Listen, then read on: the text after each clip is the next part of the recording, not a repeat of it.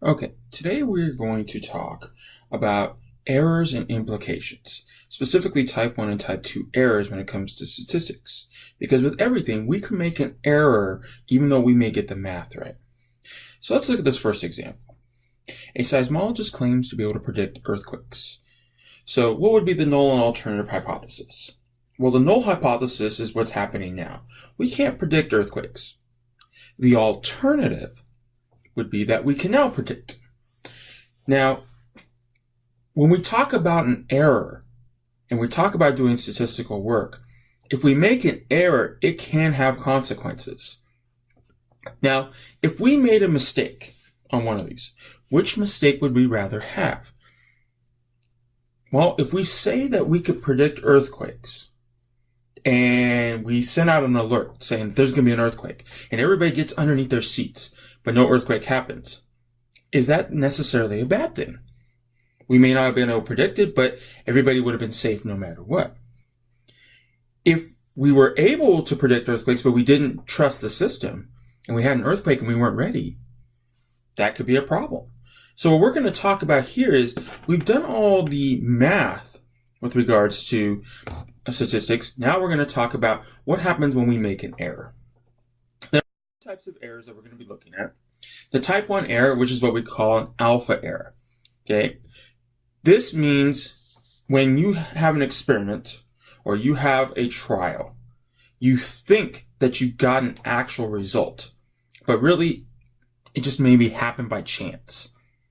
This is the same thing as a false positive on a drug test. Now, if you ever have to take a drug test and you get a false positive, meaning that you got positive for some sort of drugs, even though you've never taken them, that's pretty bad. Because then it could keep you from getting a job. You know, you might have had poppy seed muffin the day that you took a drug test, and that could be considered opiates. So that's an error. Even though you've done nothing wrong, the test did nothing wrong. It just happened by chance that you got what we call a false positive. Now, the risk of a type 1 error is the same as what we call our significance level, which we just worked with. 0.05 is one of our significance levels that we've worked with. You can always make an error. That's why when we talked about it, if we were really close to the significance level, either 0.05 or 0.01, we were really close, it meant that we could be wrong. And sometimes when we do the wrong thing, we could get wrong results. Now, to keep away from type 1 errors, and that's something we'll talk about as the week goes on, we want to avoid what we call internal validity errors. Any variables that are in the experiments, we want to make sure that nothing happens. You also want to make sure that, hey, if it's really close to one significance level, get even closer, maybe with a 0.01 or 0.001. You want to make sure beyond a shadow of a doubt. And we also want to replicate the experiment. Years ago, they thought they had a cure for HIV. It cured a few people, but didn't cure as many as they thought, and they couldn't replicate it. So this is really important. Before you put drugs out there or products out there, you got to make sure it works right. A type 2 error is what we call a beta error. This means that you think that there's something going on. We don't find it statistically, but in reality, there is something going on. This would be the same thing as a false negative on a drug test. That means something's going on, but you managed to beat the system.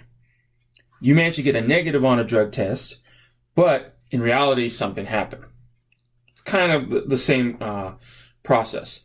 Sometimes that happens. You could do everything right, and for something happens, you don't get the results you expect, even though if you did it again and again and again, you would get those results. A lot of times, to keep that from happening, increase the sample size.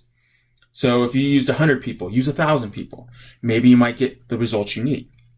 Make sure you do everything very precise. You might have to go deeper into the decimal points. And of course, you got to try to replicate it as many times as you possibly can. Now, what you're going to see here is a chart. This chart right here, you may want to write this down as you're writing everything there.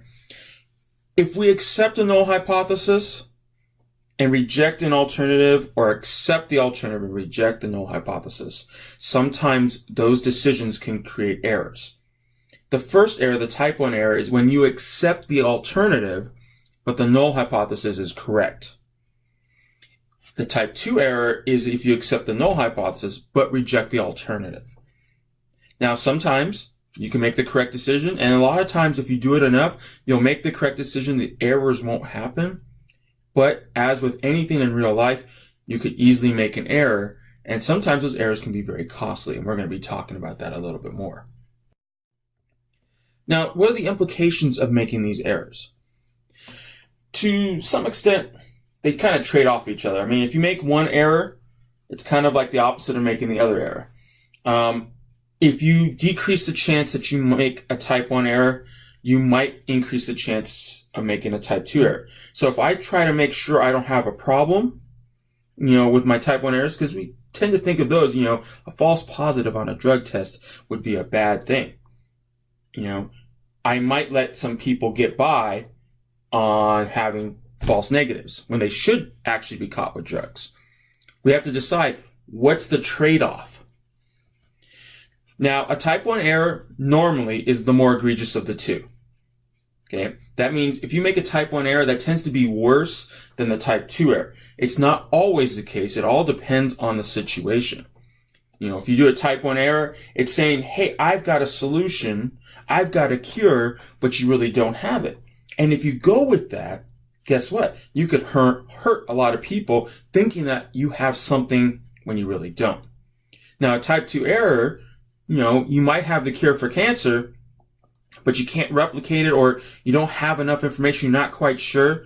Yeah, obviously that can hurt a lot of people, but you'd rather be safe and not say you have a cure than to say you have a cure and then it doesn't do what it's supposed to do. So type 2 errors tend to be okay, but you'd rather have that instead of a type 1 error most of the time. Now we're going to talk about what would you do, what would the type 1 and type 2 errors from this situation. So today in your assignment, you're going to be doing this. You're going to be given an HO, an HA. You're going to have to tell me what the type 1 and type 2 errors are. So if we look at this situation, the state of Georgia is considering spending $350 million on a computerized mathematics curriculum that for grades 3 and 10 that they would use in order to help them out. They piloted the program with 250 students in grades 5 and 6, whose end of course test scores are compared to the state average score of 150. So if you remember some of these old tests, you get a certain score. It tells you what your percentage is compared to everybody else. They want to see if they use the computers that they'll get a higher score. So our HO, our average is 150. We stay with what we're doing. Remember, the null hypothesis is staying the course. The alternative, in this case, is to use the program. In this case, we're going to get a higher score, higher average of 150. That's what we want to know. So what would be a type 1 and type 2 error?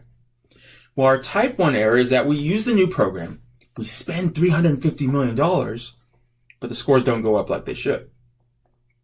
That's an error. I mean, can you imagine spending $350 million and not get what you want? That would, politicians would be upset, teachers would be upset, public would be upset, taxpayers would be upset. That would not be good.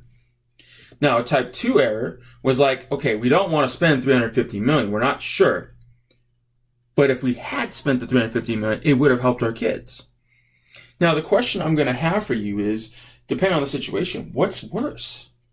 And that's going to be a decision that you're going to have to make. You personally are sometimes going to have to make decisions that while other people might make a different decision, you make this decision. So your goal today is to write out what the type 1 and type 2 errors are. You might have to ask which one is the worst one. In this case, you might say that type 1 is worse. You may say that type 2 is worse. Now, if you've noticed on most of these slides, you've seen a link on the bottom.